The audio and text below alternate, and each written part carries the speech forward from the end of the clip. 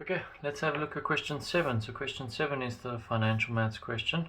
Okay, so it says there, question 7.1, how many years will it take for an investment to double in value if it earns interest at a rate of 8.5% per annum compounded quarterly? Okay, so it said there's compound interest, so therefore we're using the compound formula. So that is A equals P 1 plus I to the power of n. Okay, but notice that it's quarterly, compounded quarterly, which means your interest needs to be divided by 4 and your term n needs to be multiplied by 4.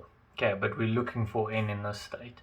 So let's have a look. A equals 2p, so it's 2p equals p 1 plus your interest is 8.5, we divide by 100 and then put that all over 4 as well, so it's 0.085 all over 4 all to the power of 4n. Okay, so you can see p and p can cancel out.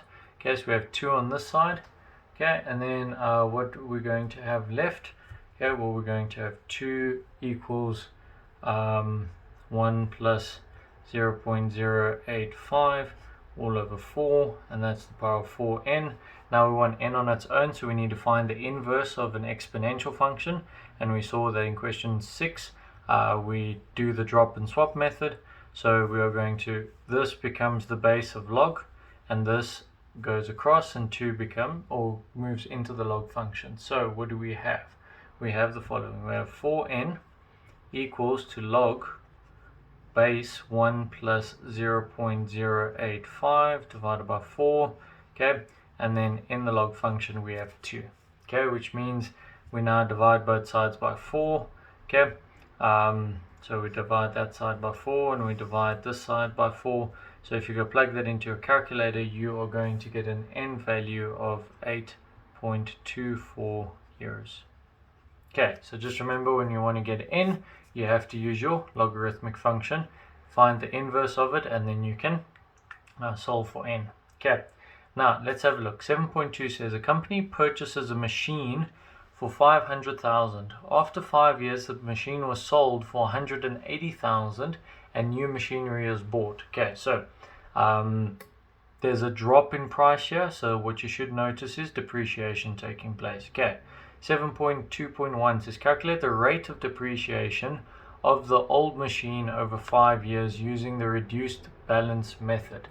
Okay, so using the reduced balance method, the formula looks very similar to your compound interest, except instead of a plus there's a minus. Okay, so we're using A equals P 1 minus I to the power of n. Okay, now the thing is, we bought the machine for 500,000. Okay, so that's P, the initial amount. What did we sell it for? 180,000, so that's A. Okay, so we have 180, 1, 2, 3, okay, equals 500,000. Okay, then 1 minus, now we're looking for I, that's we want the depreciation rate, all to the power of 5 years, okay, that it ran for, because depreciation happens per annum. Okay, so now what we can do is we can divide across by 500,000, so we have 180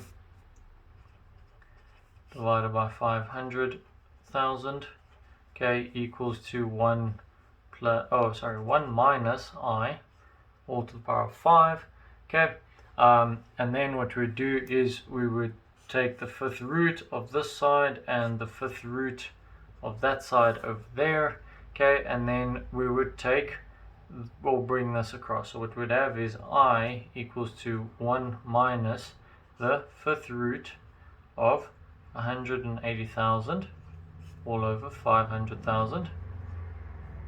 One more.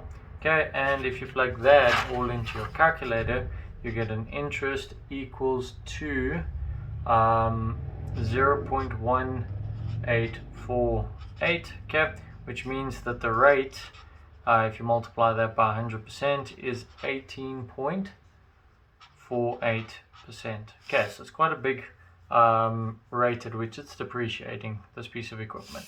Okay, Now 7.2.2 says the rate of inflation for the cost of new machinery is 6.3% per annum. Okay, so this is not a good thing. You have your inflation rate is greater, your depreciation rate is far bigger than your inflation rate. Okay, so you're losing money by selling this machine, and now you need to make up more money in order to buy the next piece of equipment. Okay. So as I was saying there, the inflation rate is 6.3% over 5 years. What will the new machine cost be at the end of 5 years? Okay, so using the inflation rate, we're just using compound interest because it's increasing per annum. Okay, so therefore we're going to use A equals P 1 plus I times N. Okay, but now what is P's value? P's value is what the equipment was worth. Remember, the equipment when they first bought it was worth 500,000. But since they've bought it, this 500,000 has increased by the 6.3%. Okay, so we want to know how much that now totals to. So A equals 500,000.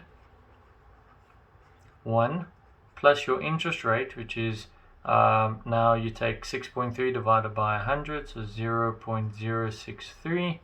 And that's all to the power of 5. Okay, you go plug that into your calculator, pretty straightforward, and you get 678,635.11 cents. Okay, so you can see in 5 years this piece of equipment's increased by 178,635.11 cents.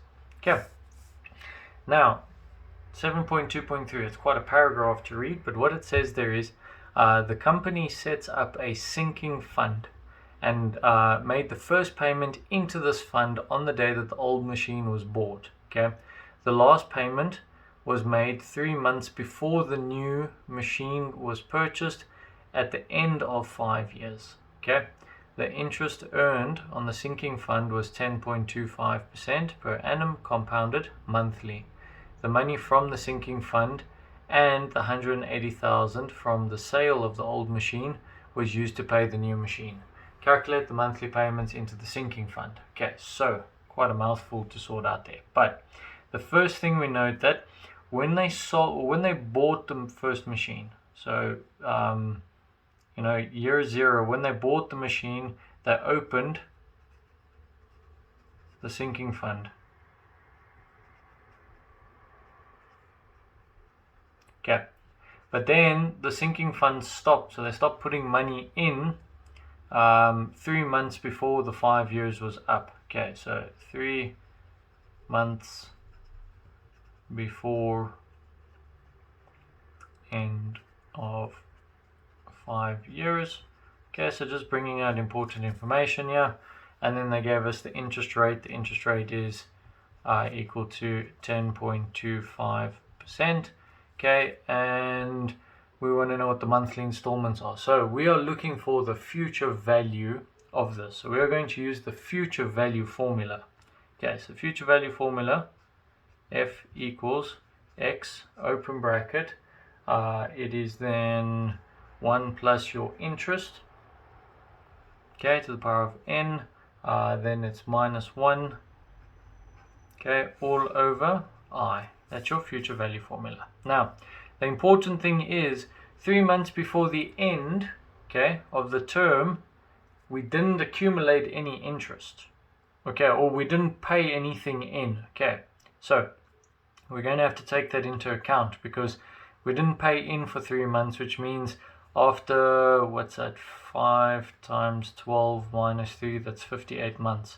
So after 58 months, we stopped putting in payments, and then for 3 months, okay, we had a fixed interest gaining on a fixed amount. Okay, so what we're going to have to do is we're going to have to multiply the 58 months that's accumulated of constantly adding in by 3 months worth of interest on that total, if that makes sense. So what we're going to have to do is we're going to have to take this and multiply it by 1 plus our interest rate, okay, to the power of 3 months, and n year is then 58. So let's substitute everything in.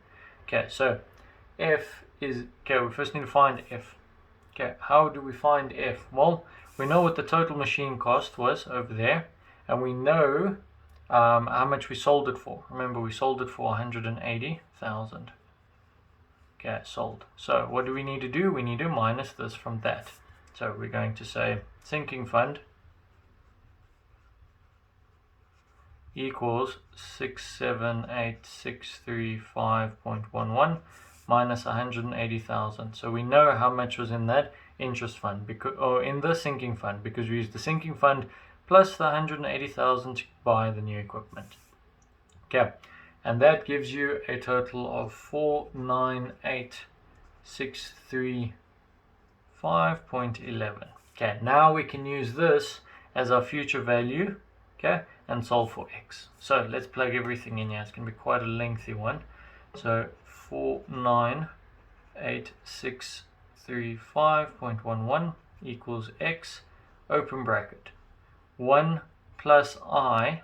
Okay, so I was 10%, so divide that by 100 gives you 0.1025. Divide that by 12. Why? Because it says it's compounded monthly. Now we're going 12 times 5 years minus 3 months gives you 58 months. Minus 1. Okay, that is all over your interest. Okay, oh, yes, okay, your interest 0.1025 divided by 12. Okay, and then we have to multiply this whole thing by the bracket of 1 plus your interest 0.1025 divided by 12. Okay, and that ran for 3 months. Okay, so this 3 months here was because for the last 3 months we didn't add anything into the account. So if you sort out all this algebra, what you're going to do is this gets multiplied with this here. This you take across and you multiply it out. Okay. So what we have, let's see if I can squeeze it in here.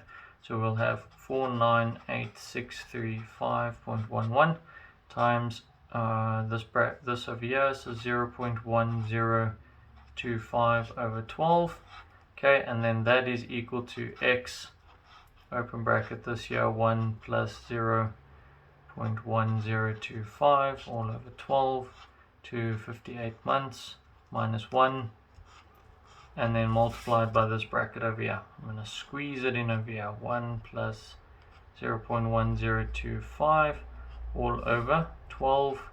Okay, and then all of that's to the power of 3. Okay, so if you now divide this across, you will get an x value of 6,510.36 Rand, and that is how much you are paying into the sinking fund every single month. Okay, and that's how we go about doing question 7. Okay, if you guys are finding the content helpful and you are enjoying the content, then please do leave a thumbs up on the video. It does help me out a lot. If you have any questions, leave them in the comment section below. I'll get back to them as soon as I can. And remember, it's never too late to have an OIC moment.